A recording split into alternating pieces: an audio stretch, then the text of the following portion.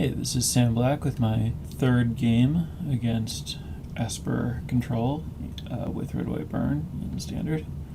My opponent is on the play, and I have a hand with one Mutavault and no other lands, which I obviously can't keep.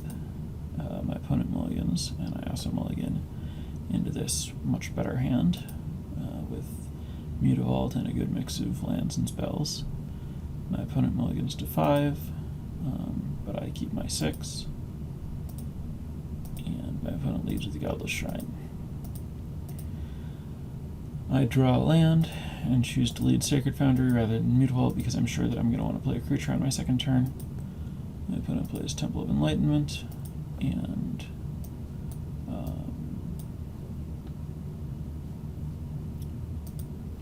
Magic Online isn't telling me what he did with the card, but it's not terribly important.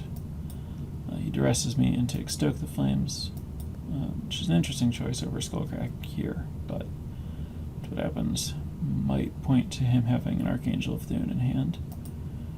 And I lead Eidolon of Great Revel. My opponent plays a third land and unexpectedly casts Nightveil Spectre.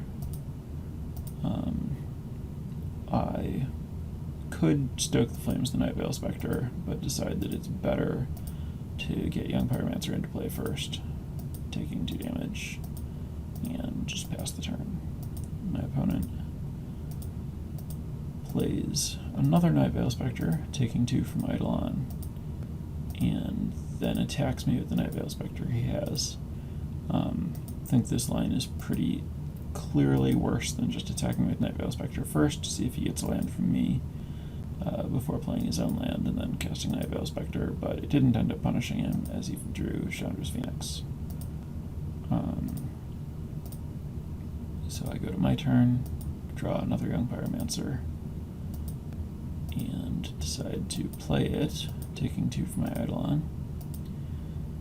At this point, I could Stoke the Flames as Nightveil Spectre and attack for 2, but I decide to functionally cast a Skullcrack.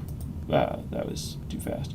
Functionally cast a Skullcrack for free, putting 2 tokens into play, use those tokens to convoke Stoke the Flames as Nightveil Spectre, and then attack him with the Eidolon for 2. My opponent plays a Temple of Deceit, and leaves his Nightveil Spectre back to block. I draw Lightning Strike, so it's not going to work very well. Note at this point that my opponent has nothing left in his hand.